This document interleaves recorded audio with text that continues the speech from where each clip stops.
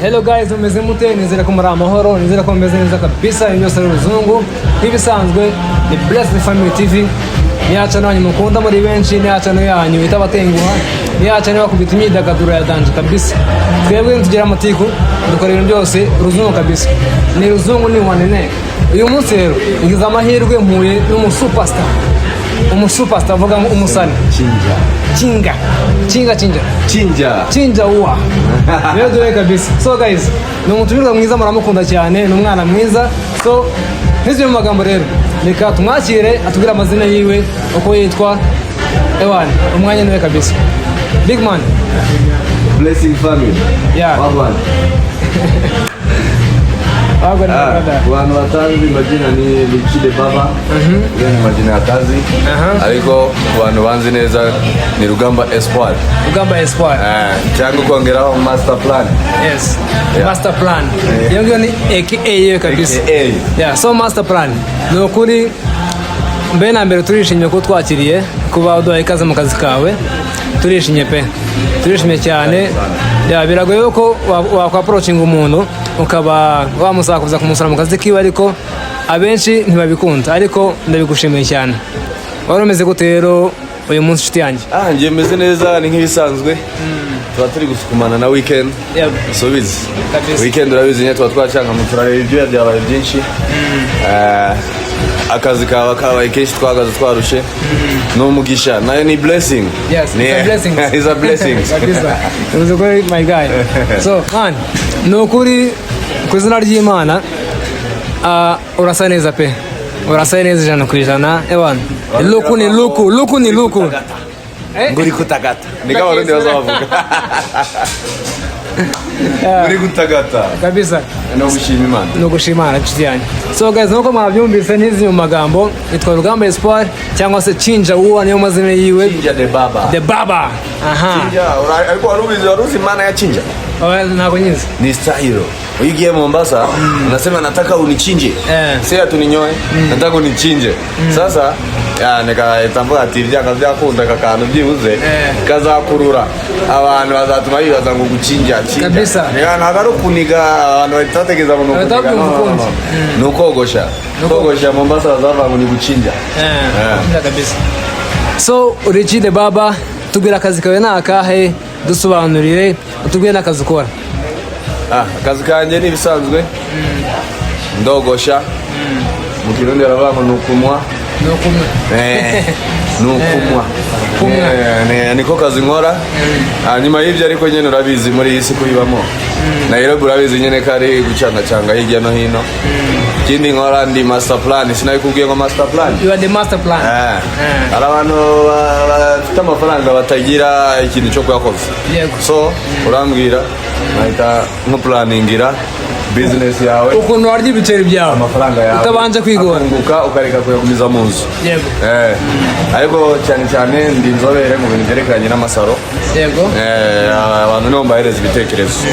Namubwira uti hano biragenda. Hiyo sasa ndo Master Plan ya. Hiyo ndo Master Plan. So Mr. Chinja, so msana anaweza jiuliza, umesema unafanya kazi ambayo it's about salon. So kwa salon kuna kazi aina tofauti. Sana kazi yako ni gani?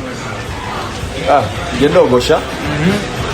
Na kindi nkora ntabwo nkora ibintu mu by'ama massage dufite abakobwa beza twahaye akazi babikora. Urumva umuntu w'umugabo ntabwo yavangora amasa. Ndogosha style zose waba ushaka. Upfa kumbwira uti ndashaka gusa neza, ndashaka gutagata. Mama wewe. Hiyo hapo ukiniambia hivyo ni Chinja uwa. Namaliza tu unatoka tu kika very smart. Kabisa, kwa kuri kabisa. None Chinja Mr. Espoir, nukuvuga ngo abantu benshi bakibaza se kuri umusore mwiza, uri umusore kabisa w'igikwerere, urasa neza. Ese ni gute wese muri kano kazi, dore ko uno mu gihugu cy'abandi hano turi muri Kenya nkuko wabitubwiye mbere. Ni gute wisanzanga muri Kenya wundi d'abord dusobanurire?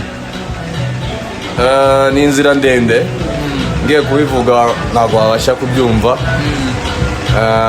bitewe nyene n'isi ukuntu igenda igujyana uko nabizi ariko nyene bitewe n'intambara nyene twahuye nazo ugenda nyene wisanga genda mu bihugu ushakisha ubuzima naje gusanga sasa ngewe nisanga muri iki gihugu nkigezemo naje mbona nta kindi nkora usibye iki gukora kano kazi kuko hano nta kintu bagufasha bro hano byinyewe ubwawe ni utekereza ukavuga ngo reka nishakiremo umurimo muzehe Kagame ni wakunda kuvuga ngo mwishakire imirimo ntabwo mwese muzandikwa mu tuzi twa leta is excellent yarabivuze ati mwege abantu tugakomeza twabipinga turi mu ishuri urumva ariko wisanze hano muri iki gihugu niyo itumenya ngo kumbe aliniambia ule mzee siku itupa kwa masikio lakini naikumbukanga kabisa so, manze nisanze nyene nanjye muri iki gihugu muri iyo mpamvu nyene bitewe n'ubuhunzi kabisa yeah. kabisa dusobanura utubwira ko wisanze hano muri Kenya bitewe n'impamvu z'ubuhunzi intambara twabone zo muri Kongo nandi umukongomani je suis munyamulenge siku zote kabisa kabisa so akwenda huko okay kabisa by the way chaza wewe waje nao kunywa kawe ano chaza kabisa ukitembea hapa kuna kitu ya kunywa kuna service poa so you are welcome yes so guys novango Espoir atubya akazakora atubya no kwisanze muri kino gihugu ariko twakwifuza kwibaza ese Espoir kwibaza Richie de Baba cyangwa se Espoir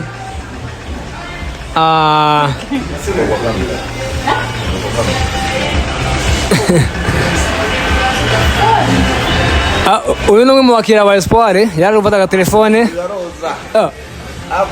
murakorana reka ngize ngo n'umukiriya yambaye drepa so buriya arimo arasugua amaguru yawe ariko urangije reka kabisa rero ni umwe mu bakozi bakorana na Richie de Baba yaraje gufata telefone mwihangane n'ibisanzwe reka dukomeze n'ibiganiro byacu so Richie twibaza se ese uri ingaragu urubatse imeze bite kubera ko kuba muri kino gihugu n'iki dusobanurire ndakuzi ariko bara ntabwo bakuzi bara ntibakuzi abana bangahe batatu mugijya murenge bavuga gute enyewa ariko bacu kabisa bivuze ngo rero iki arogosha ni n'umushinga ariko ni umupapa w'abana batatu n'umudamu umwe nawe kazi kiwe none iki niyo nama wagira umujene waba uri mu Rwanda waba uri muri Amerika ariko usuzugura akazi ko kogosha kubera ko hano twaturutse mu Rwanda cyangwa se no muri Kongo kuvuga ngo uri umukwaferi man nta mudema wagusuhuza wa habe na gato uri umujene nuko ntabwo ari akazi sinzi bambwire wowe utegereje ubwiye ngo mfite abana batatu bari ku ishuri urishura inzu kandi n'inzu itari mu madolari makeya hano ga inzu zirahenze zo muri Kenya abantu bazi ngo birahendutse kishyurira abana ishuri ako kazi bagasuzugura gusa kandi uvuga ngo inzu zo muri Kenya inzu y'amake hano muri Kenya tutuveho n'amadolari 50 amadolari 50 se iyo ni inzu imeze ite yenda gasuya indi bati iyo ni ya single umuntu ufite abana se aba muri iyo nzu oya byibuze era amadolari 250 250 nibwo avuga ngo kandi yose avana amahanga nanga muri aka kazi ndikumva bambara ukarya kazi ko kogosha ni keza ahubwo mu mamagare ubishaka azana amadolari nagara amadolari diaspora intouchable ndina mwarimu bundi wina mwarimu nuvanga urogosha ukanigisha no kogosha byose kogosha no kubitaho tuzanye n'amadai byose urabikora bro na design nimwe wanzanira ntayo habe na macro n'ibyo wamwogosheje bundi barambuje ngo singabishire hanze naramwogoshe. Bana makuru aramwogoshe. Naramwogoshe je bundi yaje. Narabyanze. Wowe niri munyoa. Niri munyoa. Bana. Bongo si presence sasa. Kutayimbwiye wa? Shida najua ukiingia huko unakujiwa na gari tu hapa chini. Unapelekwa unafanya kazi yako. Ariko je uranzi ibimbwira. Shaki foto uzukuntu byambabaje. Ibimbwira. Naye kuzana kamera chini ya maji ariko abarinzwe harabo. Hariya n'urukwasu rwa ujyanye barupima ku biro. Barebe niba atari mu bombe. Haki ya Mungu. Allah. Ni hatari kabisa guys. Uyu ni Rich the Baba. Uyu nguyu yarogoshe lerekana n'ibingibi ngo bya ariya mpeto mu Rwanda yitwa nde? Naitwa nasimjuyo. Ngo wa muniga. Nawe uri umuniga. Uyu rero ni wa mujama. Uyu ni wa mujama niko bamwita. So Rich, ese tubwire. Ni ryari watangiye kwiyumvamo akazi ko kogosha? Ese byaje gute? Ninde wakwigishije? Ese wagiye mu ishuri imeze bite? Dusobanurire. For now ngiye kukubwiza ukuri. Buriya bajya bavanga abantu tujye tuvugisha ukuri. Ngiye kogosha ntabwo nagize muri iki gihugu mbisi. Ahubwo nagize inshuti nyicara iruhande. Mwiba ubumenyi. Urikumva?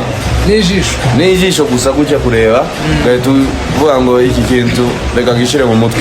Bamwe ndabimenyera mpera kogosha ku mafaranga 30. Datbob. Urikumva bro itageze ni pretty video. Amafaranga make byata. Make. Umunyarwanda ni nka tuwase. Ni nka 300. Ariko bunyene urumva ndikogoshera 2500. Amafaranga hano na n'umuntu 2400 yarayatanga. So urumva ni ibintu ugenda umenyera. Nuko nisanze moto. Ni game bro usanga yo bazavanga akazi buriya n'uburambe. Niyo mpamvu ngubu bakaganya sigaye nkora inoti ibihumbi nka bine. Umuntu umwe gusa. Ibaze. Urumva? Just one man. Wavuye kuri 30. Wavuye kuri 30 uwo gushira ngahe? 4000. Navuye kuri 30 ndazamuka ugasanga kwijana. Ahubwo ngo ndi kubona ibitoro byazamutse. Uzasanga ndi kugira gute? Turazamura ibiciro. Ni cyagita. Abantu bakiriya ahubwo bakomeza bagire gute? Bakomeze bipanga. Kuko bingo ibitoro byazamutse uzasanga generator hano umuriro wagiye usanga generator twayagiye. Cyane kabisa. Ese tubwire ibanga wakoresheje. Ibanga rimwe cyangwa se wenda amanga abiri kugira ngo ube wava kuri Datbob kugeza kuri ibyo bihumbi bintu tubwiye. Nirebanga wakoresheje. Tubwire ko hari umujene uri hano hanze ugitangira akazi ko kogosha. Ariko umugabo usanga nyine adafite courage ari gucika intege. Tubwire ibanga wakoresheje. Patience. Ukumva? Kwihangana ugategereza. Kwihangana ugategereza. Buriya nta kintu na kimwe cyose kiba ngo kizagende neza utihanganye. Iyo wihanganye nibwo ugera ku ntsinzi. Byanga byakunda. Njye narihanganye muri 30. Abantu benshi usanga wenda barimo ahantu bagasanga yabuze akazi agiye asimbukagurika agiye mu yandi masaro. Ariko iyo wihanganye buri ukorera amafaranga meza utengeneza umukiriya bikumva akongera akagaruka. Rero nta kindi usibye kugira gute kwihangana. Uvumirivu iyo tubekera. So guys, kwihangana birahemba, kwihangana birishyura. Ntucike intege. Niba hari akazi urimo uratangira atarimo gusa no kogosha, ntucike intege kabisa nkuko Rich the Baba yivuze kandi nibyo pe kandi birumvikana. None Rich, mbwira rero. Mbwira ni ryari wafashe umushahara wa mbere kabisa. Umushahara uryoshye ewane. Ese uyumvaga gute? Ubuzima ko butigeze buryoha bro.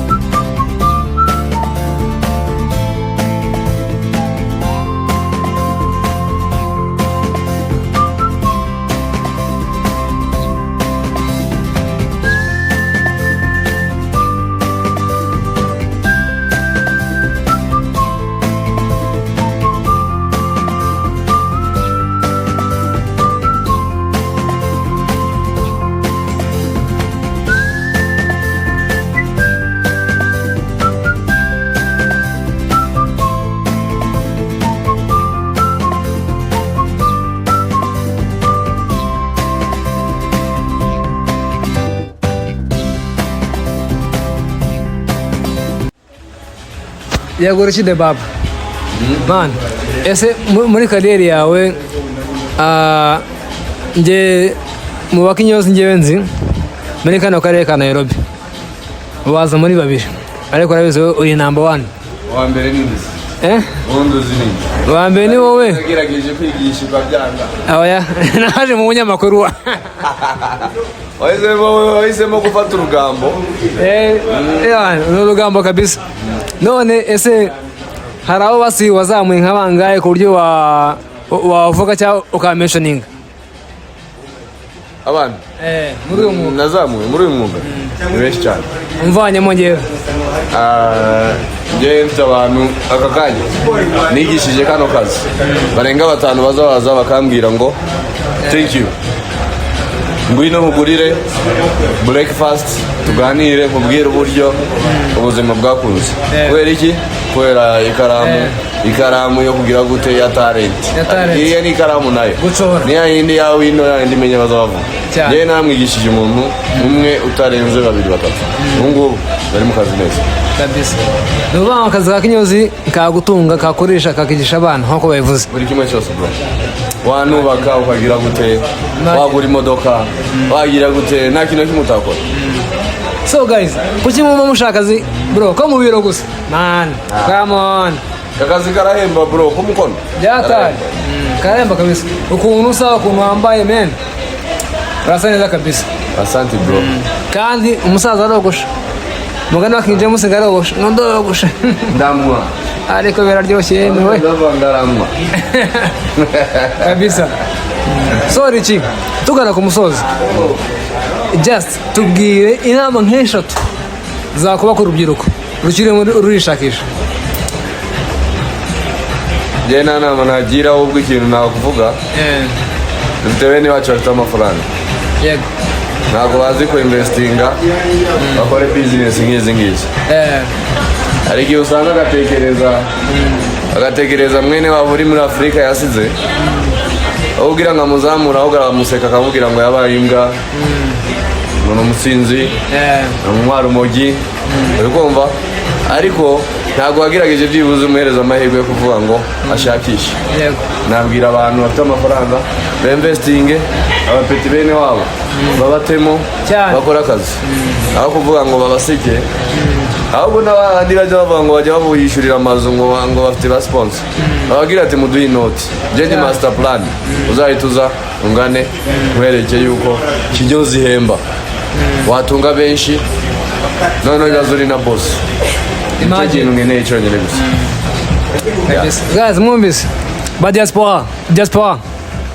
diaspora koma twumva invest kwa family wanyu ahubwo rawushira umuntu inzu ya buri kwezi yego amadolari 100 cyasiki bakubita ibyashara akora umurimo nawe kandi bizamuzamura nawe bizakorohereza amani yaje cyane gose nawe ahubwo azatuma atera imbere kurushaho dufaranga akajya yohereza buri kwezi azatuma atera imbere cyane azasevinga ntabwo azita kuri famiye ziwe ziri muri Afurika cyangwa wowe aya mafaranga yawe ufite mu mufuka uzafungura business wandike mubyara wawe uri gucuruza ibindi bintu ubona byanze uri kumva aho ugira ngo mucanga cyange mumufashe ahubwo muzacanga cyange mumuhereze business mufungure business akazi karahemba ni akazi keza cyane nta kintu na kimwe genda kugayiraho ahubwo gihe umuntu uzampa ku kazi nkamufungura business nkamuha location ndikunyuma ahubwo ngewe nta n'umushahara we nkeneye ubundi azasigara amemba nyuma ambwira ati wanekereje neza kabisa so Richide baba tukuzeho nk'umukinyozi wogosha abastari benshi tuguye nk'abastari wogoshe bazwi yaba muri community yacu ya Kinyamurenge cyangwa se wenda community y'abanyakenya muri rusange na Afrika nzima aba bazwi abantu bazwi umuntu umusitari se sibundi yumbwira umusitari ushatse kuganyisha uzwi wenda ku mbuga nkoranyambaga nyine kumenyekana tu ese ko nogoshe Macron Macron no ambere kabisa president wa France wa nogoshe umusaza nuzi mukuru w'ingabo yitwa nde hajya Mubaraka naramwogosha hano muri Kenya wo mu Rwanda naramwogosha wogosha Musajja Kadara ariko no musara arazwi man hano muri Kenya no musara kera ahubwo Kadara naranatangira no kumenya ko ataraza Prince Inda icyizere cyaje kuva kera abantu nogoshe ni benshi hari abamambure hano bifunze ikofi bazabaza kinira amaji urikumva nawe ugasanga uramuzi hano umusitari ariko kisanga nyine yahageze hano tugasanga twahuye atari uko twahuje n'umusitari bwiwe urikumva ahubwo n'ukuntu yambonye agahita avatireka nganurira kabisa so Richi turi gusoza dusobanurire hari abantu bafata akazi ka kinyozi nk'aka ngaka urumva murogosha mufite abakobwa boza mu mutwe hari abakora massage ariko abashiki bacu bakora tuno tuzi hari ukuntu bafata nabi baba bati nyuma yo kogoshwa nyuma massage hari ibindi bintu nawe nyine urabyumva ese uko wabivuga kwaba ari ukuri cyangwa se wenda no kwibeshya kw'abantu abashiki bacu bakora akazi neza nta bindi bintu bijyanye nyuma business zindi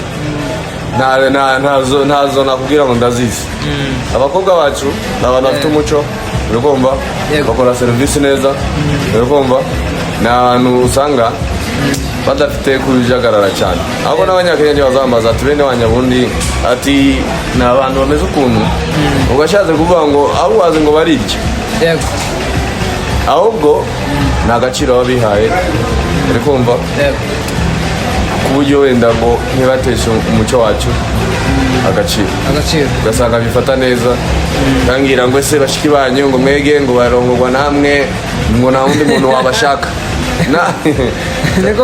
bagiye bitababwira ati ni amafuti yanyu bazi niyo mpamvu babatinya cyane niyo mpamvu babatinya ariko ntabwo ari abana babi bashiki bacu bakora akazi neza ahubwo reka mbabwire ngo mukomereze aho ngaho mukomeze mwerekane isura nziza so guys dusoza rero kabisa mwabonye ko uyu mujene cyangwa se umupapa aracyari mutoya ni ukuri yiteje imbere binyuze mu kazi ko kogosha tuzabazana abantu benshi episode n'undi ni kazi chapa kazi utitengurihe utitengurinde mu gihe uhumeka mu gihe utari ikimuga mu gihe ugifite ubuzima kubita akazi my friend umusaza Rashid Baba yiteje imbere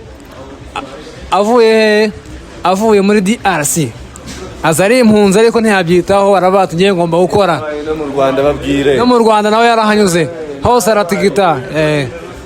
aratigita kabisa mu Rwanda rwatubyaye ariya niho rwatureze bro ruzungu kabisa so Richi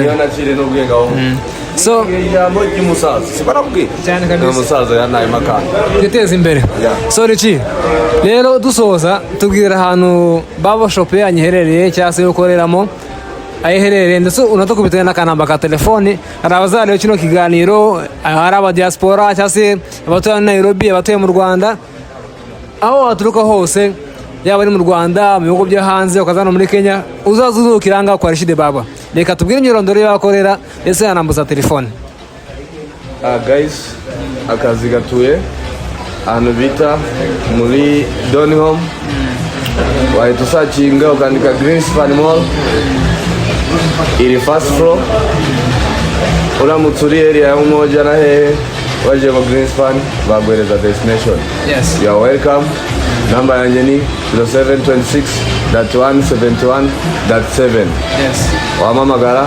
tukambwira icyifuzo cyawe nazakubwira gute nazagufasha 0726.171.7 so guys we love you so much do me I do you mutemberera umugabo umusaza batemo kupite kati insazi urwembe uyu nguyu habati shangi haki ya Mungu atakumalo cheers man Richi bana ndagushimiye cyane ukuri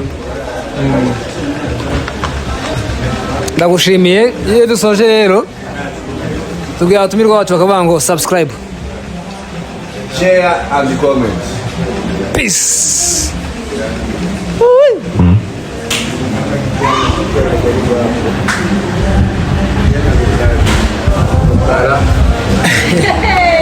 Darangi. Behind the scenes, Pata Salo.